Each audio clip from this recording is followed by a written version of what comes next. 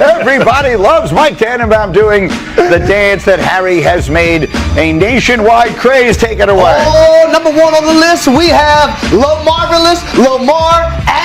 Jackson last night, 3rd and 4 situation. I don't know how Jalen Phillips missed the sack. Yes, I do, because it's Lamar. And this became a 35-yard explosive play, and then they went down and scored a touchdown on the drive as well. Now, next you got this 20-yard touchdown to his favorite tight end, Mark Andrews. Great play design by Todd Monken. Lamar is on his way. And then last but not least, Charlie Kolar with the 3-yard touchdown. Ladies and gentlemen, Lamar Jackson, that boy back. He switched it up. For Ryan Rollins, we're going to the NBA. The Milwaukee Bucks beat the Golden State Warriors last night at full strength without Giannis. But look at this. We know him, hands down, man down, 3-pointer. But this is the play that really got me. Yeah. This is Jimmy Butler. Ryan Rollins one-on-one. Come on, Jimmy. If you want some, come and get some. I am that dude. Ryan Rollins, y'all. That boy back. And last but not least, we're going to the World Series. Yeah. We're going to a rookie. We're going to Trey Savage. Mookie. Go have a seat, Mr. Mookie Betts. Mookie is struggling right now in the World Series. Yeah. But then, next up, he has Shohei Ohtani going to a knee doing a damn stanky leg. I'm seeing you Savage out there being a savage on that mountain. Last but not least, this is Freddie Freeman, y'all. In 18 innings, he just hit the game with a home run. Go sit down, have another seat. Trey Savage, acting like a savage. That boy bad. Every week. No one does it quite like Mike T, by the way. Outstanding. All right.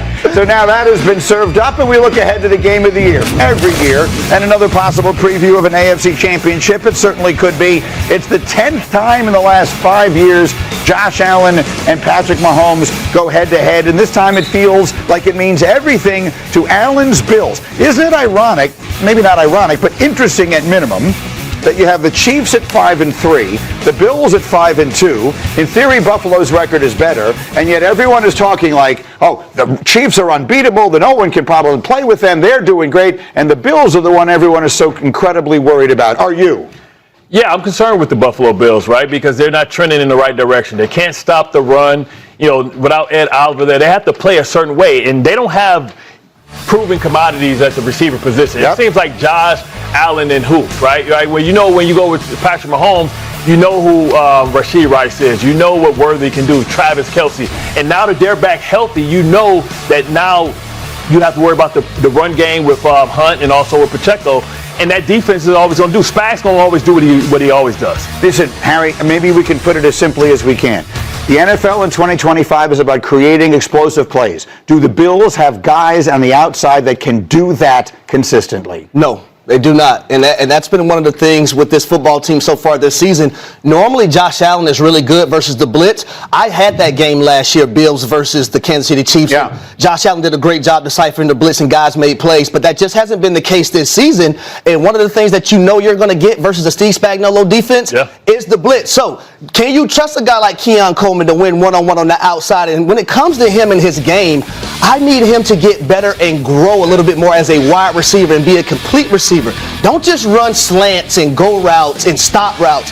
Can you add more to your repertoire and also to your resume of your football game as a wide receiver so you can now move around, play inside, and go amongst anywhere at the wide receiver position and be dynamic in that capacity? Peter, you made an important point earlier this morning. In the interest of time, I'll just sort of summarize it. The Bills have less cap space available to them than any other team in the NFL. So making moves will be a challenge, but it's not impossible. Not impossible. You expect them to be active. I expect Brandon Beane to always be on the phones, but I have to, give caution to everyone at home thinking they're going to make some big splash. The problem is they have the least cap space in the entire league. The Patriots, on the other hand, have the most cap space in the entire league. So the Patriots are far more able to make a move here and get them over the top when it comes to different positions in the Bills. I will note this, though.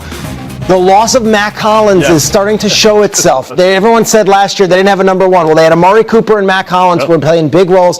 Neither one of those guys are there right now. Mac Hollins with the Patriots, and he's blocking his butt off and helping them be the team that they are. Put the picks up quickly. Bart, is Kansas City once again the team to beat in the AFC? But this week will be what it'll be. Are the Chiefs the team to beat in the conference? I think they're the most complete team, and that's the brand that we trust, and we know Patrick Mahomes is being protected better than he was last year. And now guys like Juju, guys like Hollywood, those are the guys you forget forget about because you're worried about Worthy and Rashee Rice. And those are the guys that kill you in certain personnel. They can play any type of game that they want to play because they have the full complement of all their receivers.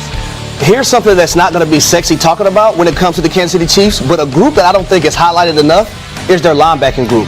When you look at Nick Bolton, Leo Chenal, and also Drew Tranquill, those guys can run sideline to sideline. They can get downhill. We know their defensive coordinator can add them to the blitz package, and they can go get the quarterback as well. Those three guys are playing lights out football right now for Kansas City. Final word. Buffalo, this is so important for them. The Patriots are one thing. I also think psychologically where they're at right now as a team. Last week helped against Carolina. This, to me, feels like it's so significant for Buffalo. All chips on the table. Let's shut up the noise. Let's find a way to win. I'm picking them at home. It's a great game. It's a great game every single year. Much more NFL as we go on this Football Friday. Let's get to college. The big story, once again, is at LSU. The fallout from the firing of Brian Kelly continues. LSU Athletic Director Scott Woodward, who hired Kelly several years ago, is now himself out. You'll recall he was publicly excoriated by the governor of the state, Jeff Landry, multiple times when Landry said Woodward would not be hiring LSU's next football coach. So it was a foregone conclusion this was coming. It was just a question of when, and now it has come. So Jordan Rogers and Heather Dinich are here with us. Heather, how do you think all of the sort of wildness of the last few days there will impact their search for their next coach? Great. If I'm Lane Kiffin or any other coaching candidate in the country right now, why in God's green earth would I want to walk into this dysfunctional org chart? The only thing more embarrassing than firing your head coach before November, having to pay him $50 million, is having your governor insert him into this conversation. So when we heard athletic department officials this morning say that they would like to hire a next head coach with ties to the state of Louisiana, that makes perfect sense for many reasons, but most of all because I don't know why anyone outside of that state would want to set foot into that department at this time. So Lane Kiffin is a name you're going to hear everywhere. He's going to come up with every coaching job. But Jordan, you have a couple of other names that maybe people haven't mentioned so far. Yeah, to Heather's point, Lane Kiffin is not leaving for that mess. And I think a lot of other established coaches that maybe would be on the radar for LSU aren't either as of the events of the last couple of days. So I'm going to give you two names that I don't think anybody's talking about. Brian Hartline, offensive coordinator at Ohio State. He has a track record of developing and recruiting elite wide receivers. And as a play caller, look what he's done with a young quarterback in Julian Sayin this year. I think he would be a great hire, off the radar a little bit. Another one, this may sound crazy, Kellen Moore. Hour and 15 minutes down the road, and you're like, why would Kellen Moore want to go to LSU? Well, if in a month or so they're 2-10, 2-12, and you find out that Tyler Shuck is not the guy, in the NFL, you don't get more than 2 years to figure it out at that position. And success in the NFL doesn't mean you can't have success in college. He has a great scheme, great offensive mind, immediately would make an impact, and he has a chance to make good players into great players with the scheme in college, something you can't really do in the NFL. It's much more stars driven. So there's two names that maybe keep an eye on, maybe completely off the wall, but at LSU, they're going to have to figure something out. I like the outside-the-box thinking on that second one in particular. Okay, let's get to the two huge games this weekend. We have Vandy and Texas. Arch Manning has practiced the past 2 days. So, Jordan, every week, Jordan tells us what will be the deciding factor, and then Heather tells us what is at stake. Jordan, what will decide this matchup?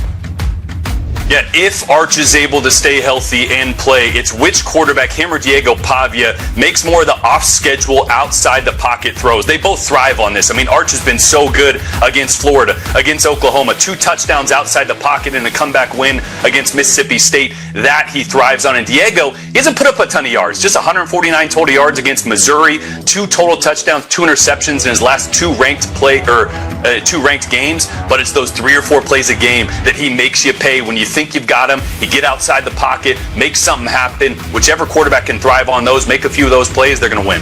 Heather, what is at stake in this game? Texas is an X factor in the college football playoff race because with 2 losses, they're still in this thing, and they play the 5th most difficult schedule in the country down the stretch. They can play themselves back into the conversation, really boost their resume, but also remember they're impacting these other contenders' resume. Let's talk about Ohio State. What does that season opening win against Texas, for example, mean to their resume on selection day? Because if Texas offense tanks and doesn't win these games, the value of that win for Ohio State goes down a little bit. But we're also talking about Vanderbilt, Georgia, Texas A&M. All of their resumes are impacted by the Longhorns. No one knows this stuff better than Heather does. You see the picks on the screen. One more game for you here, Oklahoma and Tennessee. Jordan, what will be the deciding factor in this game? It's explosive plays. Tennessee, one of the most explosive offenses in the country. I did their game last week. Joey Aguilar was 6 of 6 on throws that traveled more than 20 yards downfield. They got 3 dynamic receivers. You have to slow down the explosives. And on the other side, since the injury, John Mateer has not been the same. On 20-plus yard throws before the injury, he was 10 of 20, which would have been top 20 in the entire FBS from a completion percentage. He's 1 of 14 since the injury, so the explosive plays haven't been there. They haven't been able to run the ball. Tennessee has a tendency to give some of those up, so John's going to have to hit some of those explosive plays if Oklahoma's been able to get it done in Rocky Top. It's another great game. Heather, what is at stake as far as the playoff is concerned? Well, it's basically an elimination game because the loser's going to have a third loss, and historically speaking, those at-large bids are going to go to 2 lost teams. But bigger picture here, Greeny, we're talking about, is the SEC going to get 4 or 5 teams in? And when you look at Oklahoma, you look at Tennessee, you look at Vanderbilt, who's going to be that 5th team? Because right now you figure Texas A&M, Georgia, Alabama, I'm missing somebody off the top of my head. It's gonna be a lock, right? Who's that 5th team that could possibly join them? A playoff elimination game in prime time. Guys, thank you so much. Have a wonderful